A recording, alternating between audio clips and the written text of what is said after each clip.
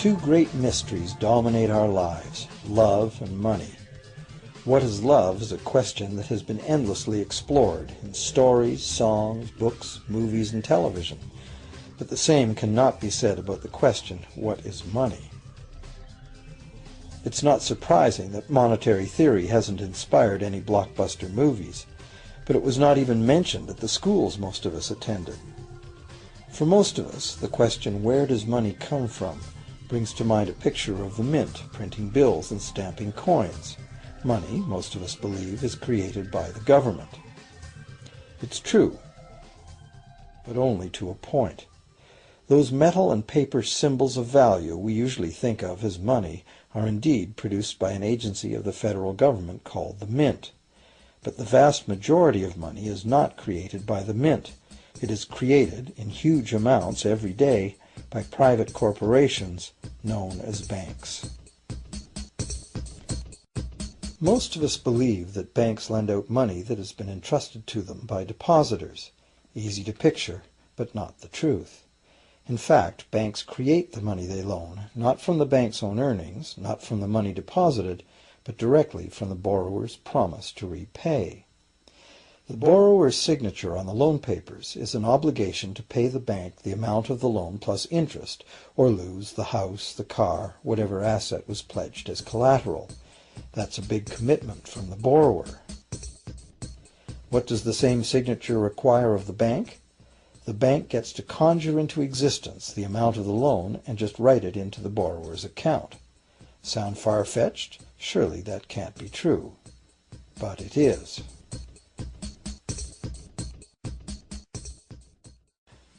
To demonstrate how this miracle of modern banking came about, consider this simple story, the goldsmith's tale.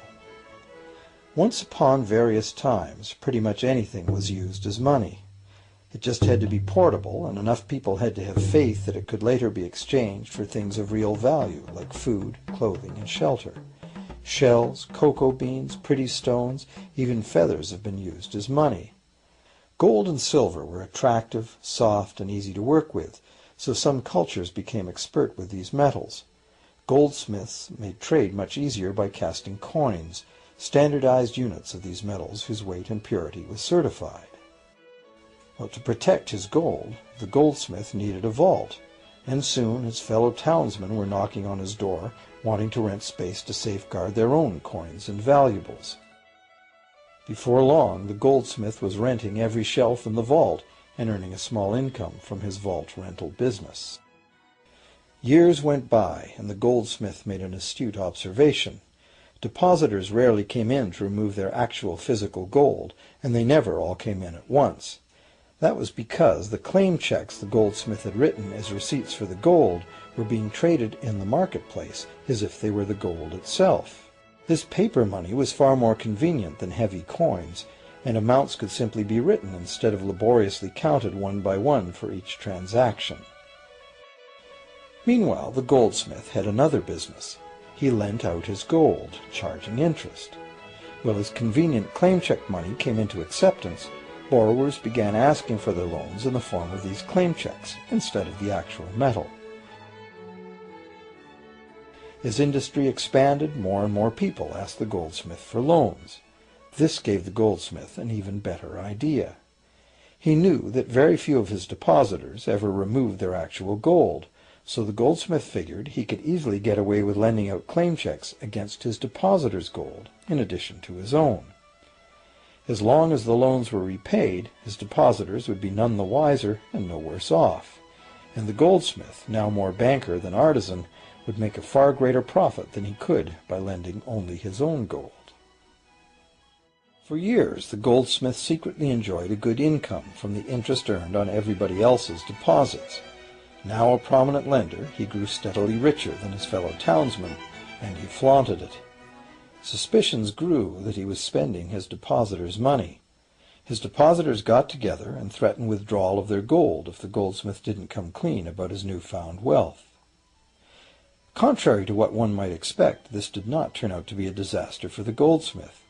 Despite the duplicity inherent in his scheme, his idea did work. The depositors had not lost anything. Their gold was all safe in the goldsmith's vault. Well, rather than taking back their gold, the depositors demanded that the goldsmith, now their banker, cut them in by paying them a share of the interest.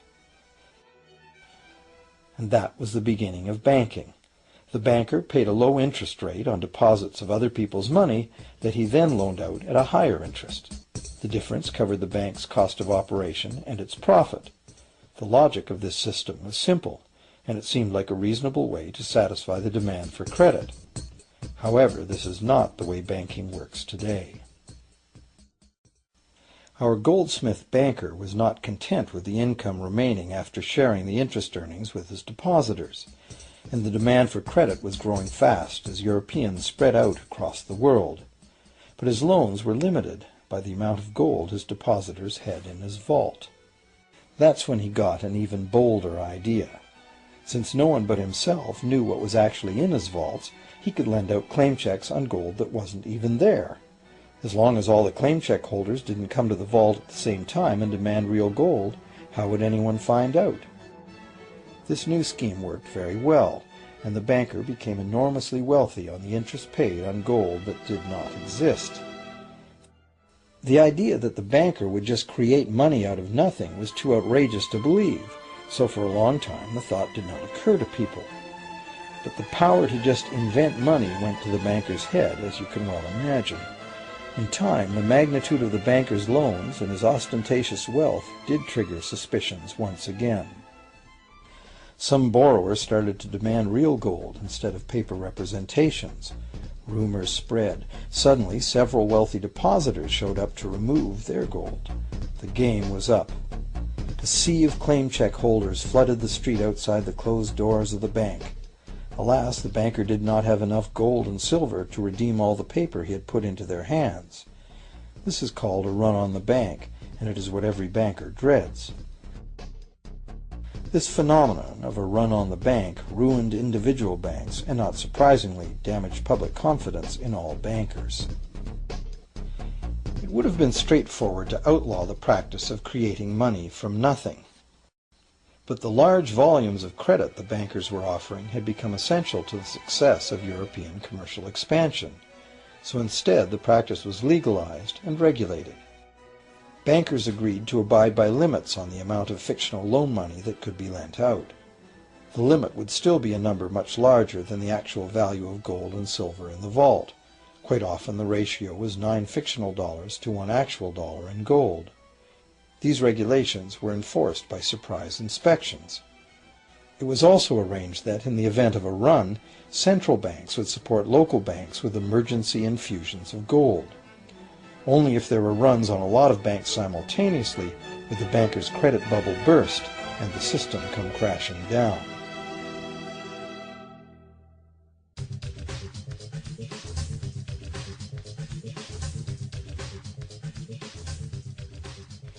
Over the years, the fractional reserve system and its integrated network of banks backed by a central bank has become the dominant money system of the world.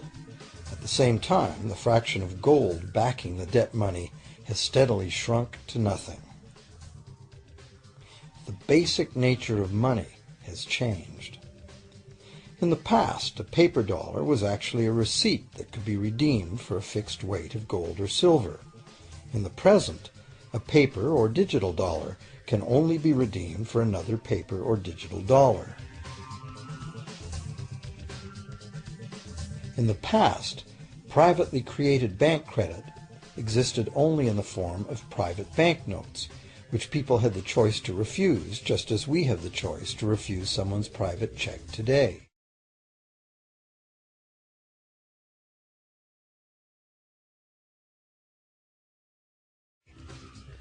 In the present, privately created bank credit is legally convertible to government-issued fiat currency, the dollars, loonies, and pounds we habitually think of as money.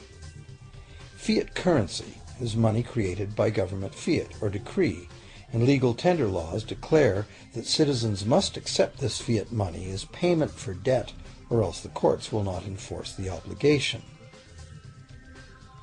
So now the question is, if governments and banks can both just create money, then how much money exists?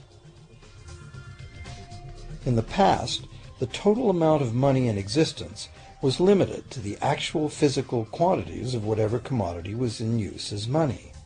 For example, in order for new gold or silver money to be created, more gold or silver had to be found and dug out of the ground.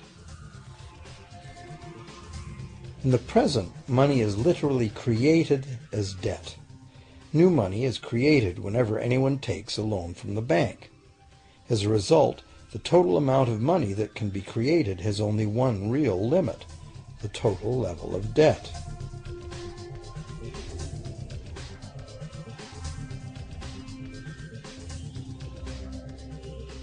Governments place an additional statutory limit on the creation of new money by enforcing rules known as fractional reserve requirements. Essentially arbitrary, fractional reserve requirements vary from country to country and from time to time. In the past, it was common to require banks to have at least $1 worth of real gold in the vault to back $10 worth of debt money created. Today, reserve requirement ratios no longer apply to the ratio of new money to gold on deposit, but merely to the ratio of new debt money to existing debt money on deposit in the bank.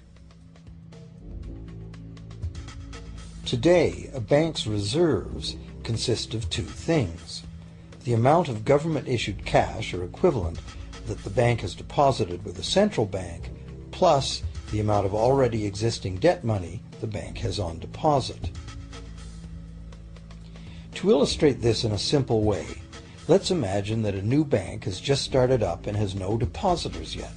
However, the bank's investors have made a reserve deposit of $1,111.12 of existing cash money at the central bank. The required reserve ratio is 9-to-1. Step 1. The doors open and the new bank welcomes its first loan customer. He needs $10,000 to buy a car.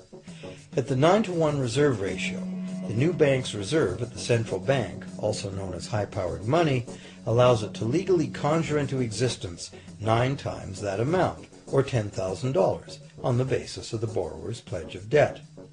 This $10,000 is not taken from anywhere. It's brand new money simply typed into the borrower's account as bank credit. The borrower then writes a check on that bank credit to buy the used car. Step 2. The seller then deposits this newly created $10,000 at her bank. Unlike the high-powered government money deposited at the central bank, this newly created credit money cannot be multiplied by the reserve ratio. Instead, it's divided by the reserve ratio. At a ratio of 9-to-1, a new loan of $9,000 can be created on the basis of the $10,000 deposit. Step 3. If that $9,000 is then deposited by a third party at the same bank that created it or at a different one, it becomes the legal basis for a third issue of bank credit, this time for the amount of $8,100. Like one of those Russian dolls where each layer contains a slightly smaller doll inside, each new deposit contains the potential for a slightly smaller loan in an infinitely decreasing series. Now, if the loan money created is not deposited at the bank, the process stops. That's the unpredictable part of the money creation mechanism. But more likely, at every step, the new money will be deposited at a bank, and the reserve ratio process can repeat itself over and over until almost $100,000 of brand new money has been created within the banking system. All of this new money has been created entirely from debt, and the whole process has been legally authorized by the initial reserve deposit of just $1,111.12, which is still sitting untouched at the central bank. What's more, under this ingenious system, the books of each bank in the chain must show that the bank has 10% more on deposit than it has out on loan. This gives banks a very real incentive to seek deposits in order to be able to make loans, supporting the general but misleading impression that loans come out of deposits. Now, unless all the successive loans are deposited at the same bank, It cannot be said that any one bank got to multiply its initial high-powered money reserve almost 90 times by issuing bank credit out of nothing. However, the banking system is a closed loop. Bank credit created at one bank becomes a deposit in another, and vice versa. In a theoretical world of perfectly equal exchanges, the ultimate effect would be exactly the same as if the whole process took place within one bank. That is, the bank's initial central bank reserve of a little over $1,100 allows it to ultimately collect interest on up to $100,000 the bank never had.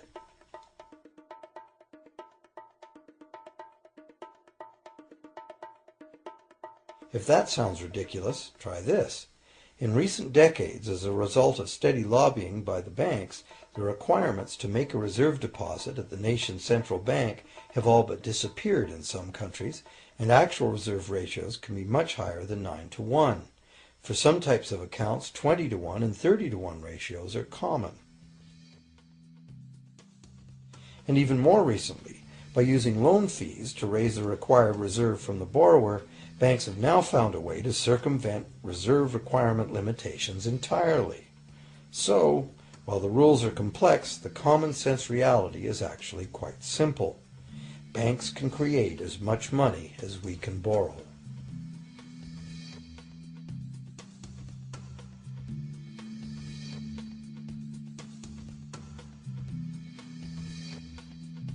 Despite the endlessly presented mint footage, government-created money typically accounts for less than 5% of the money in circulation.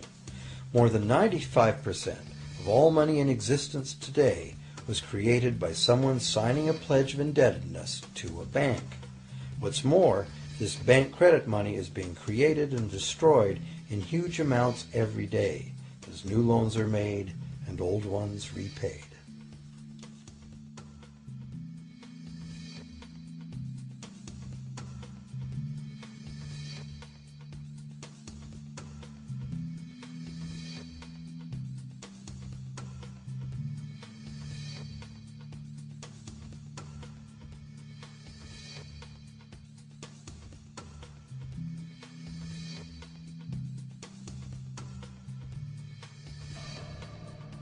Banks can only practice this money system with the active cooperation of government. First, governments pass legal tender laws to make us use the national fiat currency. Secondly, governments allow private bank credit to be paid out in this government currency. Thirdly, government courts enforce debts. And lastly, governments pass regulations to protect the money system's functionality and credibility with the public, while doing nothing to inform the public about where money really comes from. The simple truth is that when we sign on the dotted line for a so-called loan or mortgage, our signed pledge of payment, backed by the assets we pledge to forfeit should we fail to pay, is the only thing of real value involved in the transaction. To anyone who believes we will honor our pledge, that loan agreement or mortgage is now a portable, exchangeable, and saleable piece of paper. It's an IOU. It represents value and is therefore a form of money. This money the borrower exchanges for the bank's so-called loan. Now, a loan in the real world means that the lender must have something to lend. If you need a hammer, my loaning you a promise to provide a hammer I don't have won't be of much help. But in the artificial world of money, a bank's promise to pay money it doesn't have is allowed to be passed off as money, and we accept it as such.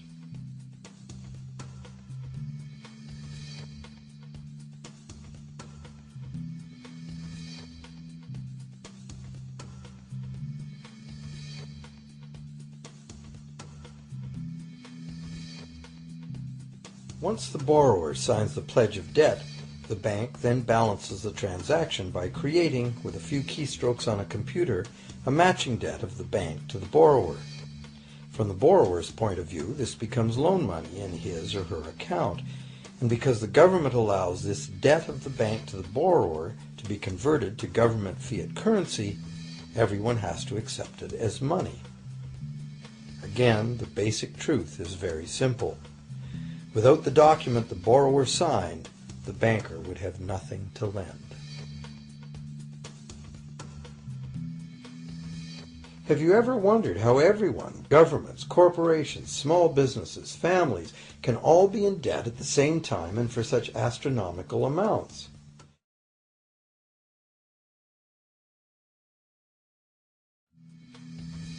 Have you ever wondered how everyone, governments, corporations, small businesses, families, can all be in debt at the same time and for such astronomical amounts?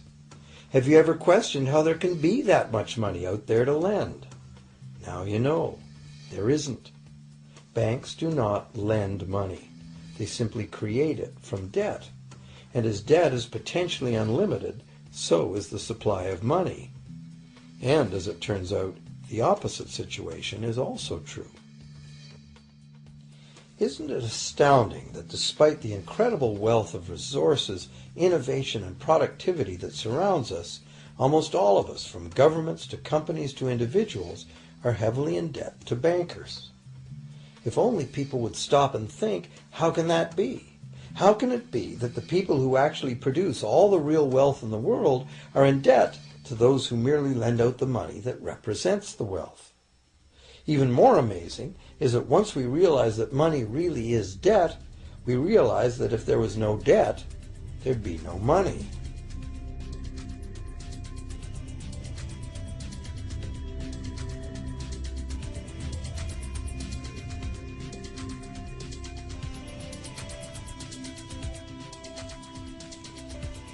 If this is news to you, you are not alone. Most people imagine that if all debts were paid off, the state of the economy would improve. It's certainly true on an individual level. Just as we have more money to spend when our loan payments are finished, we think that if everyone were out of debt, there would be more money to spend in general. But the truth is the exact opposite. There would be no money at all. There it is. We are totally dependent on continually renewed bank credit for there to be any money in existence. No loans, no money, which is what happened during the Great Depression. The money supply shrank drastically as the supply of loans dried up.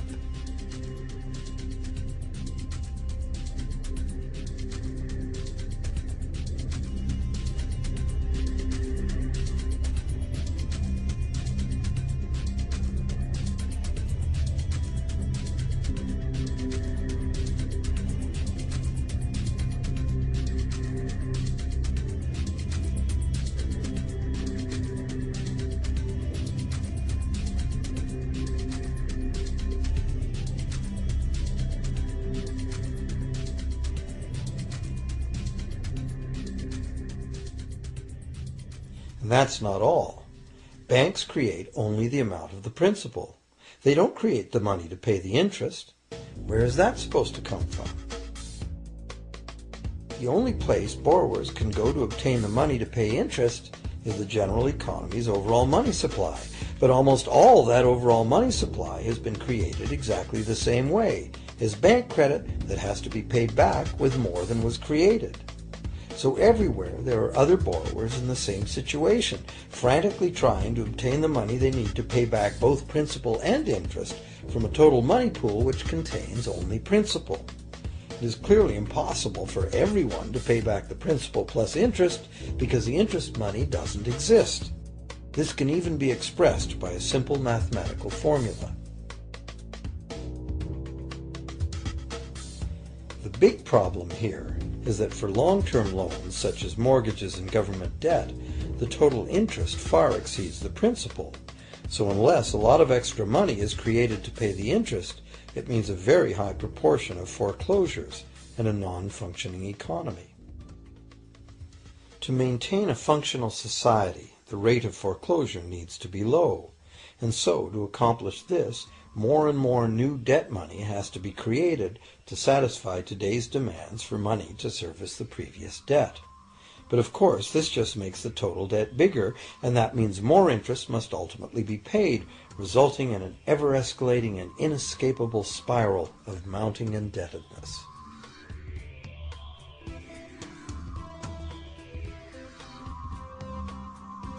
It is only the time lag between money's creation as new loans and its repayment that keeps the overall shortage of money from catching up and bankrupting the entire system.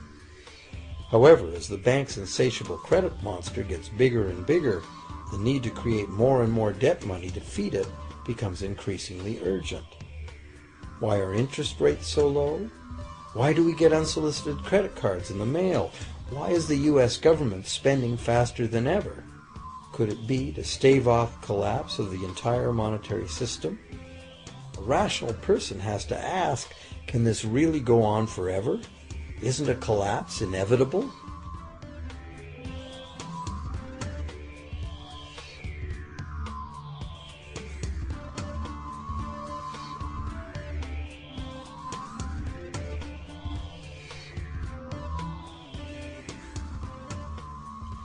Money facilitates production and trade.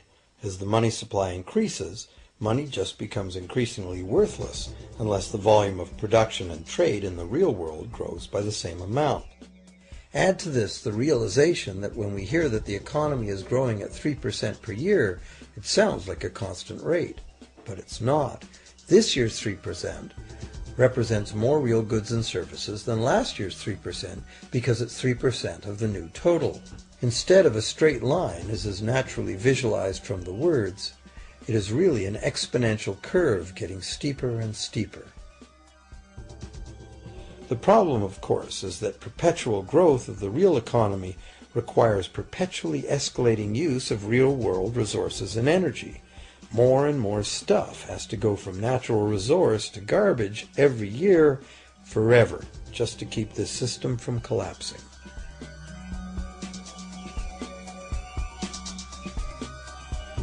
What can we do about this downright scary situation? For one thing, we need a very different concept of money. It's time more people ask themselves and their governments 4 simple questions. Around the world, governments borrow money at interest from private banks. Government debt is a major component of total debt, and servicing that debt takes a big chunk of our taxes. Now we know that banks simply create the money they lend, and that governments have given them permission to do this.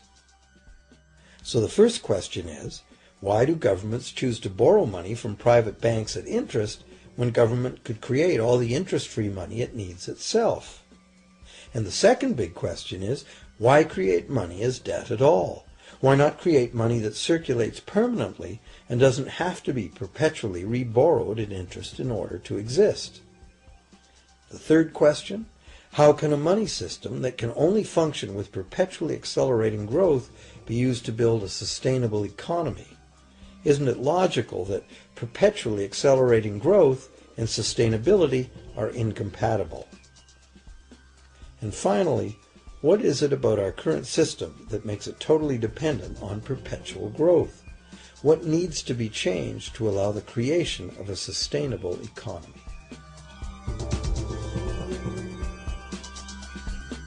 At one time, charging any interest on a loan was called usury and was subject to severe penalties, including death. Every major religion forbade usury. Most of the arguments made against the practice were moral. It was held that money's only legitimate purpose was to facilitate the exchange of real goods and services. Any form of making money from simply having money was regarded as the act of a parasite or of a thief. However, as the credit needs of commerce increased, the moral arguments eventually gave way to the argument that lending involves risk and loss of opportunity to the lender, and therefore attempting to make a profit from lending is justified. Today, these notions seem quaint. Today, the idea of making money from money is held as an ideal to strive for. Why work when you can get your money to work for you? However, in trying to envision a sustainable future, it's very clear that the charging of interest is both a moral and a practical problem. Imagine a society and economy that can endure for centuries because, instead of plundering its capital stores of energy, it restricts itself to present-day income. No more wood is harvested than grows in the same period. all energy is renewable: solar, gravitational, geothermal, magnetic, and whatever else we discover. This society lives within the limits of its non-renewable resources by reusing and recycling everything, and the population just replaces itself. Such a society could never function using a money system utterly dependent on perpetually accelerating growth. A stable economy would need a money supply at least capable of remaining stable without collapsing. Let's say the total volume of this stable money supply is represented by this big circle. Let's also imagine that moneylenders must actually have existing money to lend. If some people within this money supply begin systematically lending money at interest, their share of the money supply will grow. If they continually re-loan at interest all the money that gets paid back, what's the inevitable result? Whether it's gold, fiat, or debt money doesn't matter. The money lenders will end up with all the money. And after the foreclosures and bankruptcies are all filed, they'll get all the real property too.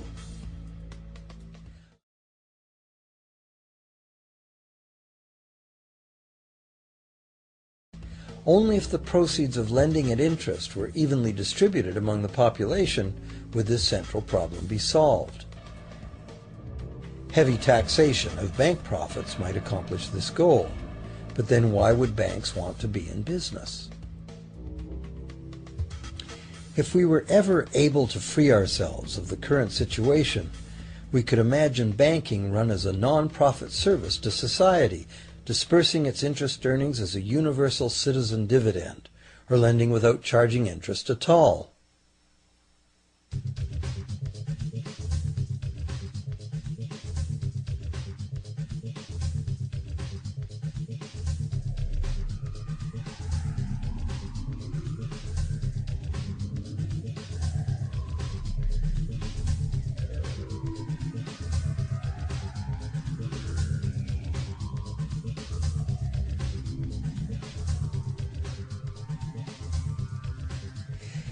If it is the fundamental nature of the system that causes the problems, tinkering with the system cannot ever solve those problems. The system itself must be replaced. Many monetary critics call for a return to gold-based money, claiming that gold has a long history of reliability. They ignore the many scams that can be played with gold, shaving coins, debasing the metal, cornering the market, all of which were abundantly practiced in ancient Rome and contributed to its fall. Some advocate silver, it being more abundant than gold and therefore more difficult to corner. Many question the need to bring back precious metals at all. No one wants to go back to carrying heavy sacks of coins to go shopping.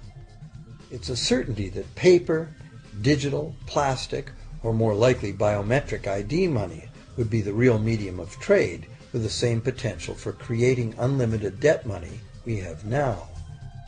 Beyond that, if gold again became the sole legal basis of money, those who have no gold would suddenly have no money. Other monetary reform advocates have concluded that greed and dishonesty are the main problems, and that there may be better ways to create an honest and equitable money system than returning to silver or gold. Inventive minds have proposed a variety of alternate ways to create money.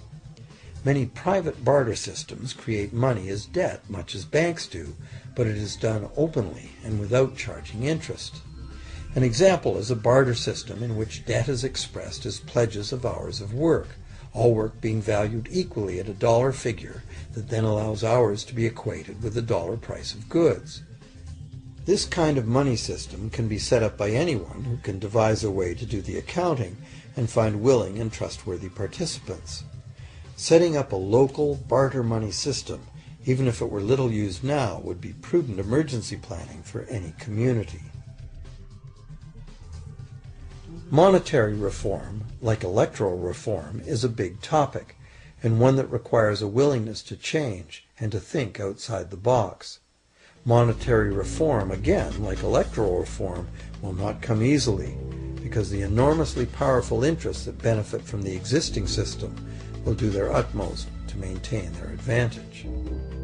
Now that we've seen that money is just an idea, and that in reality money can be whatever we make it, here's one very simple alternative monetary concept to consider. This model is based on systems that have worked in the past, in England and America, systems that were undermined and destroyed by the goldsmith bankers and their fractional reserve system.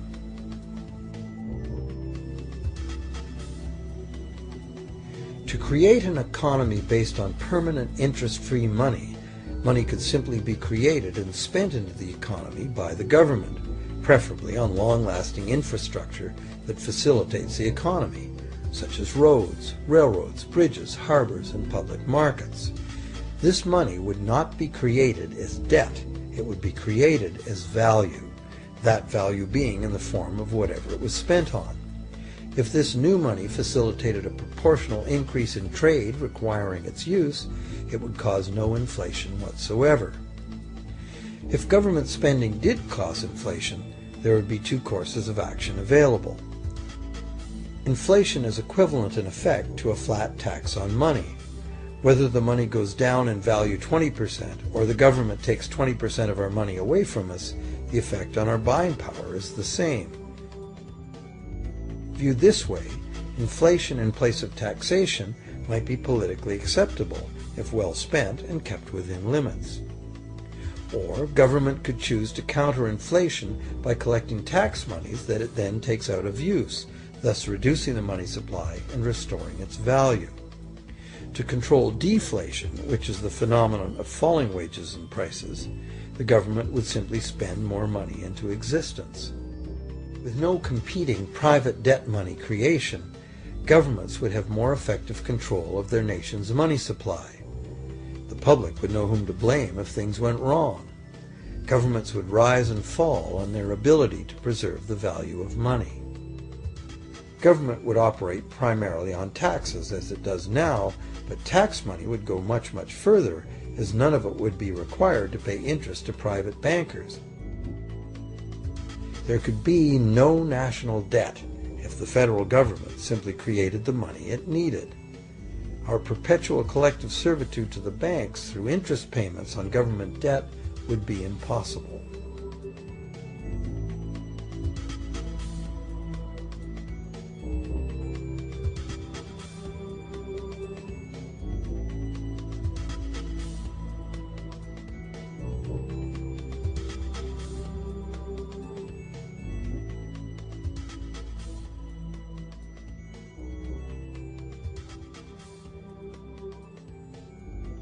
What we have been taught to believe as democracy and freedom has become in reality an ingenious and invisible form of economic dictatorship. As long as our entire society remains utterly dependent on bank credit for its supply of money, bankers will be in the position to make the decisions on who gets the money they need and who doesn't.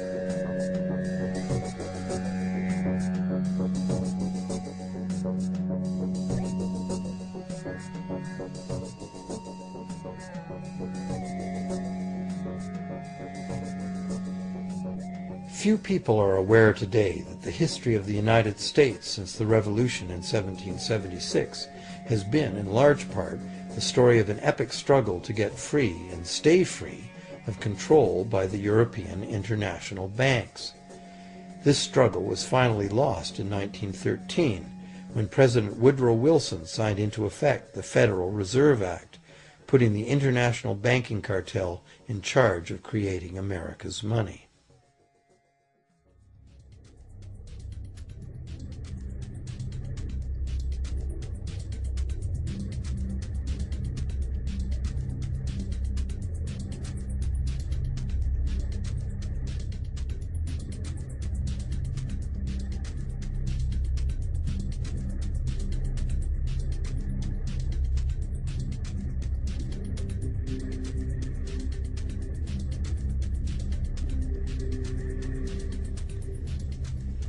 The power of this system is deeply ingrained.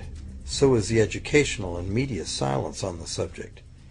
Years ago, a Canadian Deputy Prime Minister surveyed scores of non-economists, both highly educated professionals and common-sense people on the street, and found that not one of them had an accurate understanding of how money is created. In fact, it's probably safe to say that most people, including the frontline employees of banks, have never given the matter a moment's thought. Have you?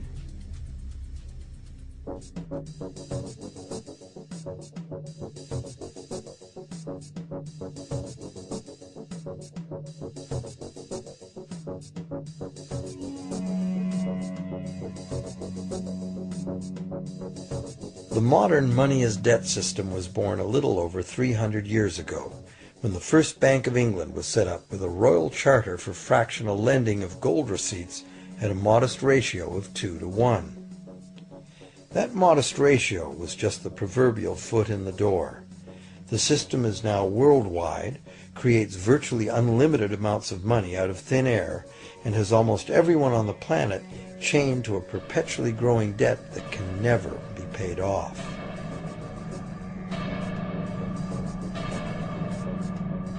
Could it have all happened by accident? Or is it a conspiracy? Obviously, something very big is at stake here.